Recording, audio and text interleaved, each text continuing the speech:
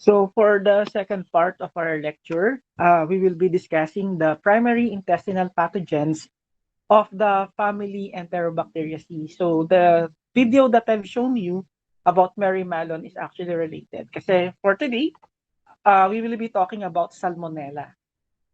Okay, so Salmonella is a small gram-negative bacillus facultative anaerobic. Okay, and they are able to produce hydrogen sulfide. So alam naman natin that if they're able to produce hydrogen sulfide, there would be blackening. Okay, so they're able to produce acid and gas from glucose, and they contain over 2,000 species. So there are more than 2,000 serotypes of Salmonella. So all of them can actually make hydrogen sulfide except for the typhi.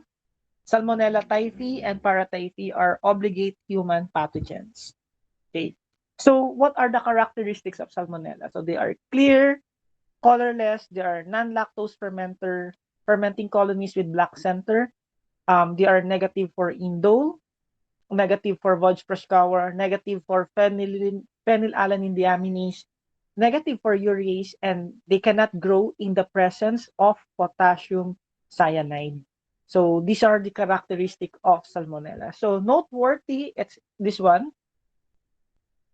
non-lactose fermenters with black centers. And the reason why merong black center is because of the presence of hydrogen sulfide. So let us discuss what are the different species of Salmonella. So we have Salmonella enterica. So subgroup 1. So these are human infections. So the most serious species are Salmonella typhi, Salmonella choleraesus, and Salmonella paratyphi. So these are the three important species. So yung group 1 can be differentiated, no, by using the following biochemical tests. So for example, um, lysine decarboxylase rules out Salmonella paratyphi. Kasi Salmonella paratyphi is negative in lysine decarboxylase. Orthonine decarboxylase rules out Salmonella typhi kasi nga yung Salmonella typhi is negative for ornithine decarboxylase. And trehalose fermentation rules out Salmonella choleraesus because Salmonella choleraesus cannot ferment trehalose.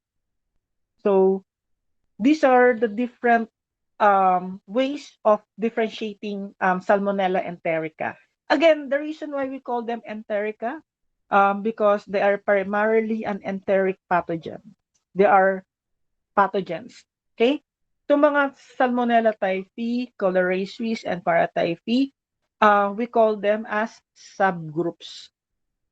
But the main species is still Salmonella enterica. Okay? And aside from those biochemical tests that I did mention, we can also differentiate them using arabinose fermentation. So Salmonella paratyphi lang yung positive dito. Okay? Um, Glucose gas production, hindi kaya siya ng Salmonella typhi. Hydrogen sulfide, okay? Positive si typhi. And lysine, ito naman yung diniscuss ko kanina, yung lysine, ornithine, and trehalose. And for rhamnose fermentation, negative din si Salmonella typhi. Okay, so these are the different ways of differentiating the subgroup Salmonella enterica. Okay, so the virulence factors will include number 1 is Fimbriae. So Fimbriae is shorter than pili, as you all know, and they are important for adherence because Fimbriae will help the Salmonella adhere to the intestine, okay, particularly to the columnar epithelium of the intestine. And then number 2 is the invasion factors. And number 3 is the enterotoxin. So enterotoxin is involved in gastroenteritis. Okay, so gastroenteritis. Invasion factors is the reason why it says kanina sa video that you can actually bleed from the inside because of the invasion factors. Okay, so there are other serovarieties of Salmonella enterica. So these infections are usually self-limited, but the one that the one that will cause increased morbidity and mortality would be the fact that some patients are considered to be as immunocompromised. So if patients are immunocompromised, um, if the patients are immunocompromised, this will make them more at risk of getting the infection. Okay, so how do we differentiate Salmonella from Shigella? So usually, Salmonella will actually result into the excretion of the toxin. So the toxin will be secreted at the surface of the epithelial cell. But Shigella will invade beyond the epithelial cells. So this is already the mucosa of the intestine. And Shigella will result into mucoid bloody stool, similar to EIEC. If you remember, EIEC is the enteroinvasive E. coli. Okay, so basically yun yung difference ng Salmonella from Shigella. Okay, so let's talk about the antigenic structures. Being a flagellated organisms, we would expect that Salmonella would also have O and H antigens. So again, H antigen is an example of flagellar antigen. And this particular antigen occurs in two phases. So namely, we have the phase 1 and phase 2. So when we say phase 1 antigens are not always present, but if they are, they can identify a particular serotype, which makes phase 1 antigen as a specific antigen, which is the exact opposite of phase 2 because phase 2 antigens are actually non-specific. So phase 1 antigen is specific, and then phase 2 antigen is non-specific. So the capsular antigen is called V antigen. This is similar to the K capsule. But usually K capsule is found in E. coli, whereas the V antigen is found in organisms such as Salmonella. Okay? So again, the capsule is a virulence factor because the mere fact that capsule is present, it prevents phagocytosis from happening. Okay, so again, these are the sources of the antigen. So let's review. The H antigen is the flagellar antigen. The O antigen is the somatic antigen because it came from the cell wall. And then the V antigen is the capsular antigen. Okay, and in Widal test is the serologic test for typhoid fever. And it uses the principle of direct bacterial agglutination. So usually, if you're dealing with flagellar antigen, you would expect that the agglutination is described to be as fluffy agglutination. And if we're dealing with O antigen, the agglutination is described to be as compact agglutination. And so these are the things that you will do in serology laboratory. So without test, although without test is somehow obsolete already. But for historical purposes, we will be discussing it later on. Let's talk about the clinical infections.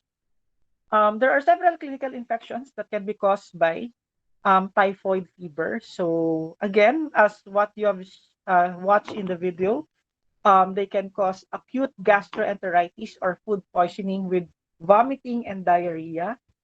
And it is caused by organisms and not really by the toxin. So you would need a colony forming unit of 10 is to 6 organisms.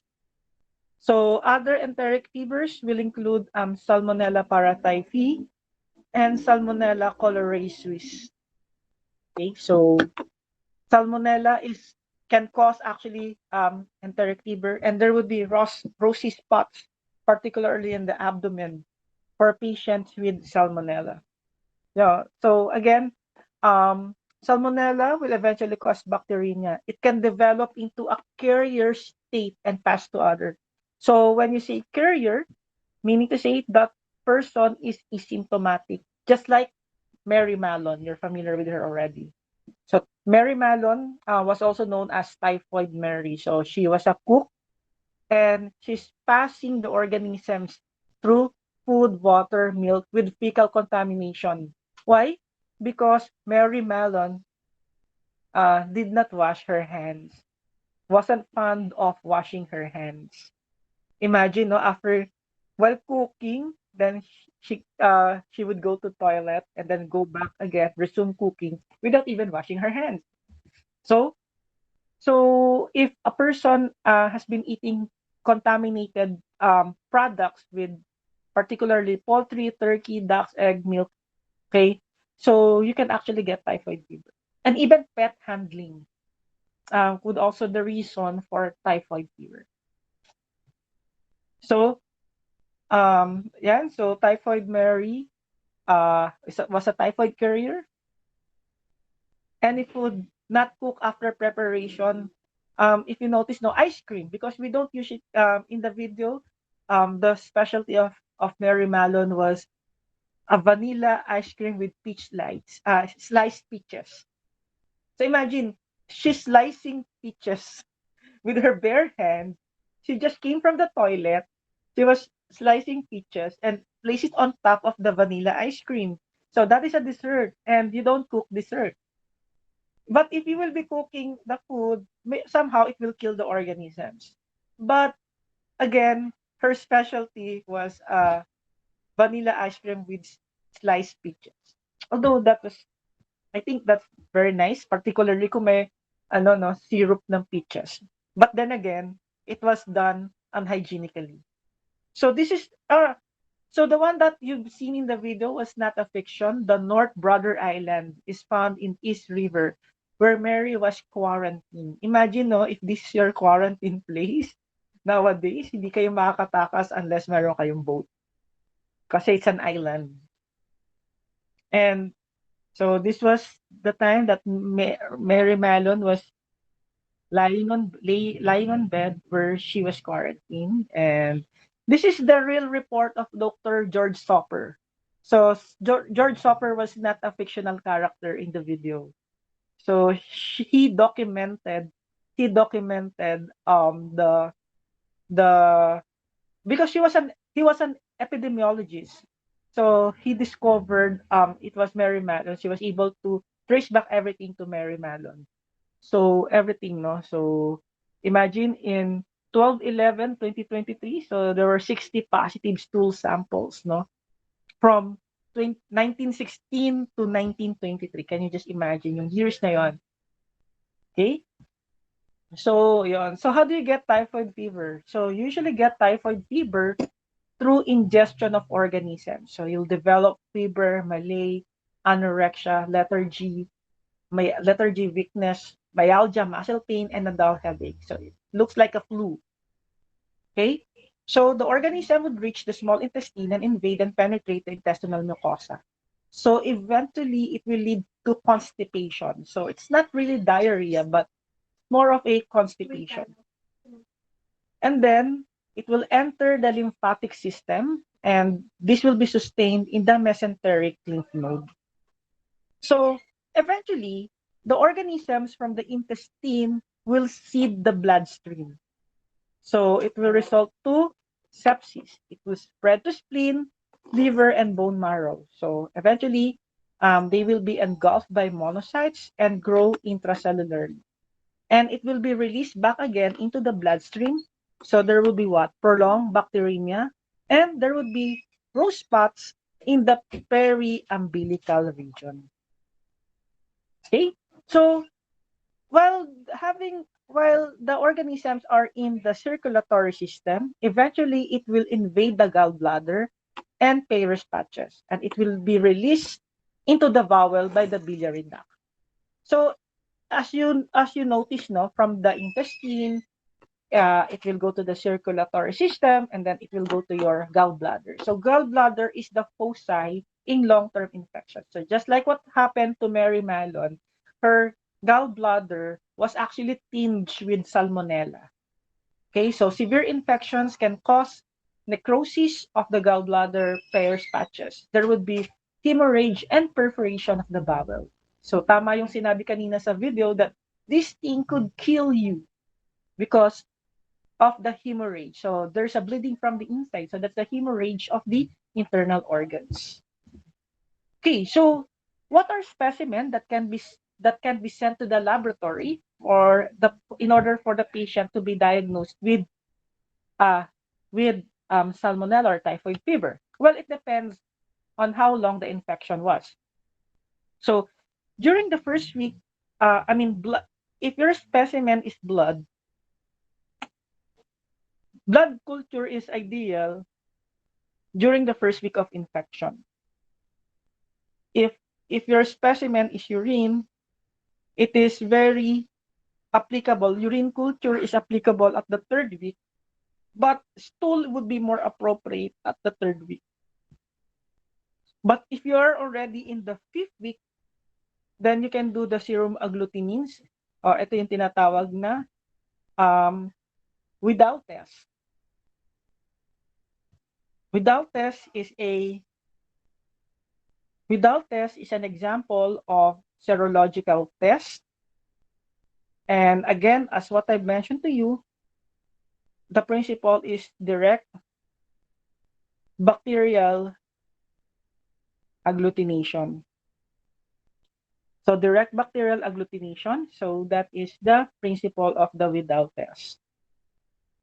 Okay, so typhoid test is actually more ideal for because it will determine two antibodies. IgG will determine convalescent infection or past infection. So pag sinabi convalescent, pagaling na yung patient. While IgM will determine acute infection. So madali lang yung typhoid dot. Guys, excuse me for a while.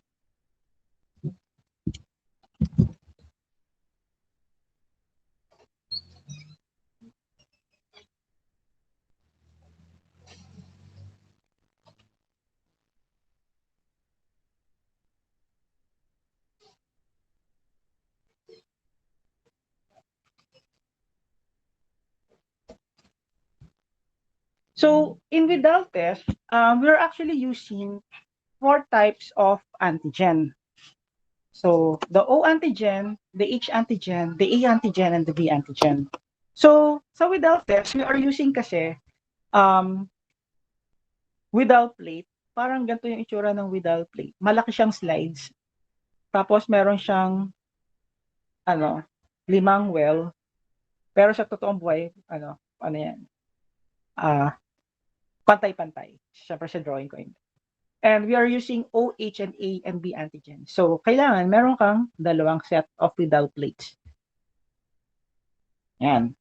Tapos, each well would have a corresponding dilution. So, nandito yung 1:20, tapos nandito yung 1:320. Yan. And then, medyo maingay lang sa labas. Pasensya na kayo. Okay, so,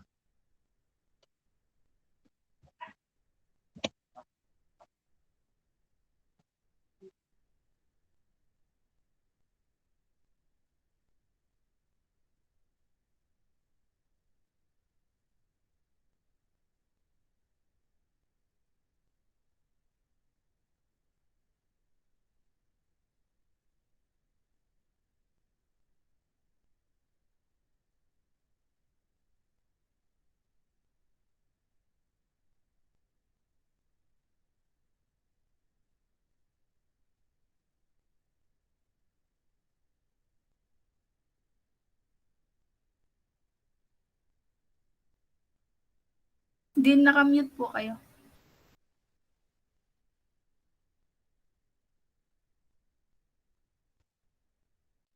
sa first well, maglalagay ng 0.08 ml of serum. Sa second well, 0.04 ml of serum. Sa third well, 0.02 ml of serum. Sa fourth well, 0.01 ml of serum. And then sa fifth well is 0.005 ml of serum. And then, ito nga yung, for example, ito yung sa O antigen, ito yung sa H antigen, ito yung A antigen, yung B antigen. So maglalagay lang kayo ng 1 drop of antigen. Tapos, i-grade nyo lang yung agglutination. So, pag plus 4, ganito yung agglutination niya. So, mapapansin nyo, yung agglutination, 100% ng field is agglutinated. Pag plus 3, medyo 75% lang ng field. Pag plus 2, medyo 50% lang ng field yung agglutinated. Kapag plus 1, 25% lang ng field yung agglutinated. Yan. So, kayo mag-grade ng agglutination. Okay? So, yung significant titer natin is dapat nandito. Ang sabi rito, at least 1:80 showing positive. So, kuwari ito yung result ng patient. Ang O antigen, ang titer niya ay 2. Ang titer niya is 1:160. Yung H antigen niya, sorry, 160 lang pala. Ang H antigen, ang titer niya is 80. Ang A antigen niya, no titer. Ang B antigen niya, no titer. Bakit no titer yung A and B? Kasi kailangan natin at least plus 2. Kaya no titer yung A and B. So, anong titer ng O? Ang titer ng O ay 160. Ano yung titer ng H? Ang titer ng H, sorry, hindi pala 80. Ang titer ng H ay 20. Ano yung titer ng A? None. Anong titer ng B? None. So, ang may titer lang ay O. Ang significant lang ay O. Bakit? Bakit significant lang ang O? Kasi ano yung minimum requirement? 80. 80 yung minimum requirement. Yung O, naka 160 siya. Yung H, 20 lang. So, hindi siya nakaabot. So, kapag significant ang O, ibig sabihin yan, merong active infection.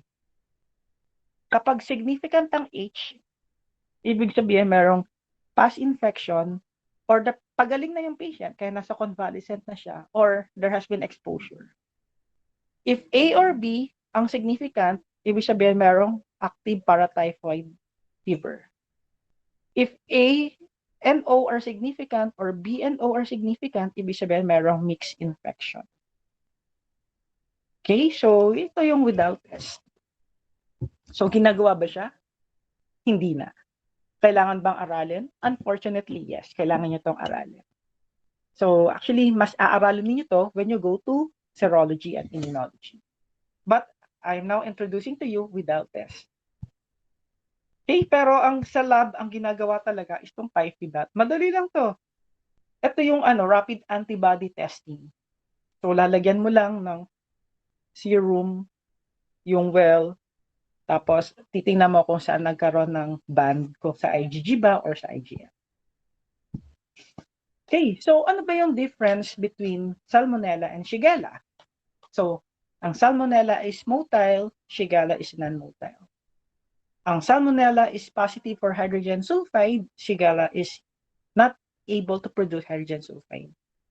Salmonella is negative in indole, Shigella is positive in indole. In Salmonella, citrate is utilized. In Shigella, citrate is not utilized. In Salmonella, they are non-mannitol fermenter, and for Shigella, they are mannitol fermenter.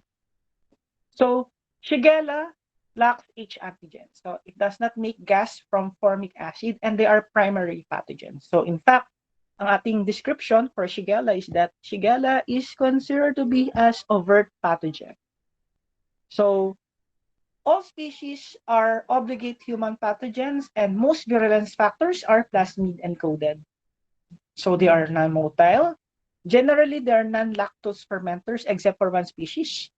Does not produce gas from glucose. There's no urease production, no H2S in TSI. So hindi katulad ng Shigella, ng Salmonella that can produce blackening in triple sugar ion. This one, they cannot. There's no decarboxylation of lysine. So Shigella sonnei is positive for ONPG and ornithine decarboxylase, whereas Shigella flexneri is actually negative. Okay, so there are actually 4 Shigella species. Okay, so group A is known as the Shigella dysenteriae. Okay, so commonly known as the Shiga bacillus. Shiga bacillus. So this is the most serious infection in developing countries. In other words, sa mahihirap na bansa. Okay, so Shigella flexneri is group B. This is a strong bacillus. Someone whose surname was Strong has actually discovered this bacteria, kaya siya tinawag na strong bacillus. This one is the second most commonly isolated Shigella in the United States and associated in gay men, in young adults, who's leaking anus. So yung anus may mga fecal materials, and in doing so, they get the flexneri, Shigella flexneri. And then Shigella boydii is the group C bacillus. So this one is known as the Boyd's bacillus.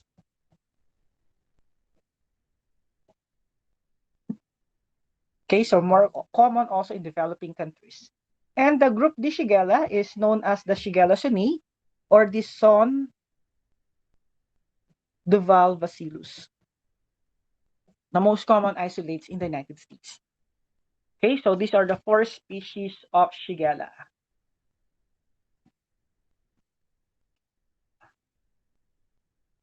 So Shigella causes the bacillary dysentery.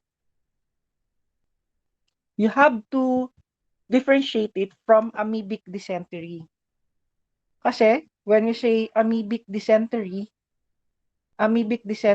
is known as amoebiasis, and it is caused by Entamoeba histolytica. So I hope you can still remember your parasitology from last year. Okay, but if it's bacillary dysentery, then obviously it is Shigella. So it will cause local inflammation, fever, chills, shedding of intestinal lining, mucus, blood, ulcer formation, and tenesmus, which is the painful spasm of the rectum whenever they are excreting out stool. So there is also a possibility of rectal prolapse. So among the 4 species of Shigella that I did mention a while ago, the most severe infection is caused by Shigella dysenteriae. But usually it is non-fatal and self-limiting in developed countries. So medyo may discrimination. So pag developing countries pala, nagiging fatal pala. Okay. Low inoculum organisms can cause a disease. Kung natatandaan niyo yung E. coli, kailangan niya ng at least 10:6 bacteria. Ano ba yung 10:6? So meron 1, tapos may 6 na 6. 2, 1, 2, 3, 4, 5, 6. So yung E. coli, para ma-infect ka ng E. coli, kailangan mo makalunok ng 1,000,000 bacteria for every ml. Okay? High inoculum ang tawag doon. But for Shigella, low inoculum. Ano ibig sabihin ng low inoculum? Kahit 10 bacteria lang yan, it can cause shigellosis kaagad-agad. Okay? Imagine, 10 Shigella, 10 pirasong Shigella can even cause infection. 1 drop of water meron yung sobra-sobra yung 10 Shigella doon. So, ganun ka-powerful yung Shigella. Okay? So it is spread by fecal to oral route or even by flies. And higher risk are those patients who are in daycare centers, in crowded populations, anal oral sex. Children less than 10 and infants less than 1 are particularly susceptible. So infection results from penetration of the mucosal epithelium. So once there is a penetration of the mucosal epithelium, there would be what? Production of Shiga toxin. So these are the ones that will produce the symptoms. Okay, so again, I have shown you this to you a while ago, the basic difference between Salmonella and Shigella. So again, if it's Shigella, there is an invasion beyond the mucosa. And this is the reason why there would be ulcers, and this will result into mucoid bloody stool. So among the 4 species of Shigella, isa lang yung lactose fermenters. That is Shigella sonei. And then only Shigella dysenteriae cannot ferment mannitol. Shigella boydii is variable in indole. Okay, and to add,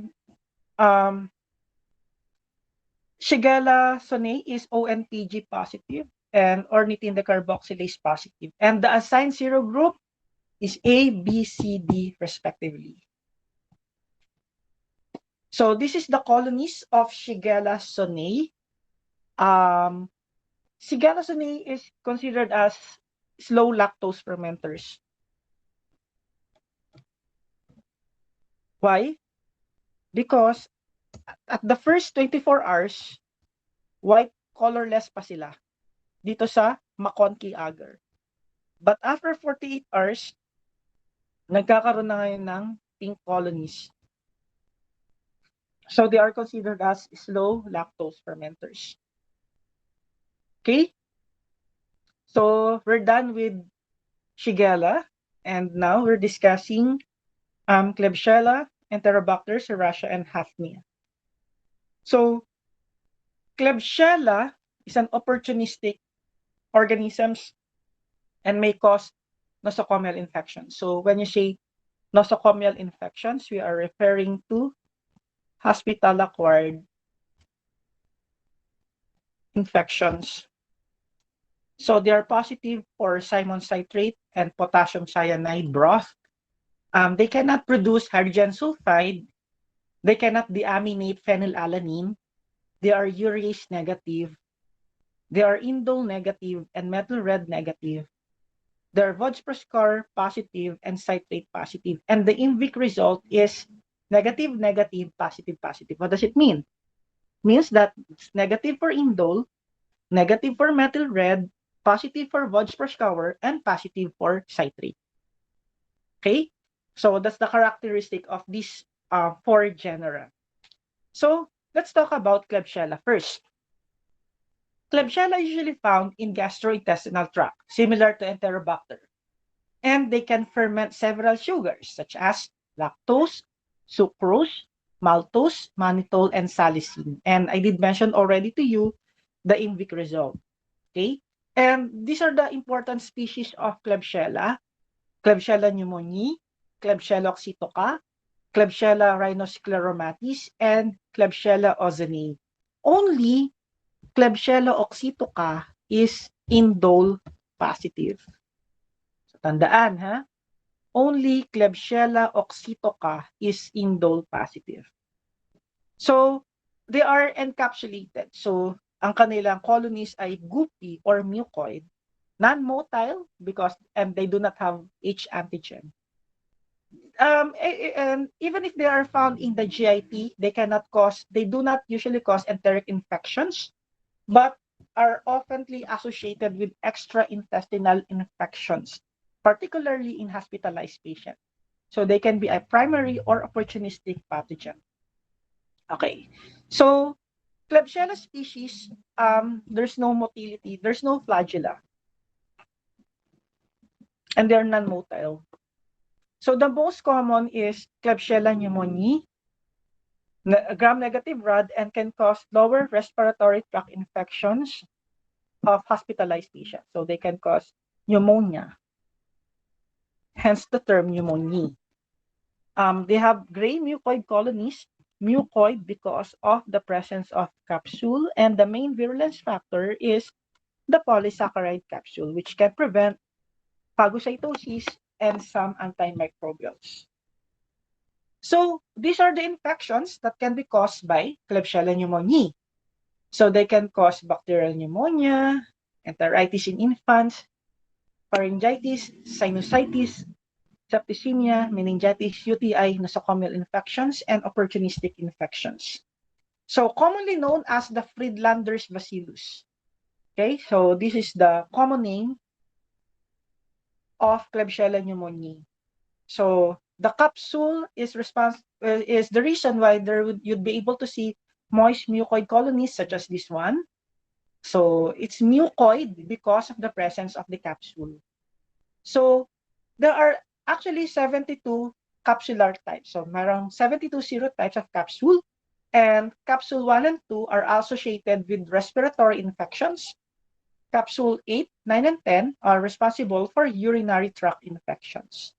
So imagine the term, the species name is pneumonia, and even if it's pneumonia, they are also implicated in UTI. Why? Because they are found in GIT, and GIT is in close proximity to the genitourinary tract. So Klebsiella oxytoca is similar to Klebsiella pneumoniae, except that it is indole positive. Hence, it has a different in-vic results.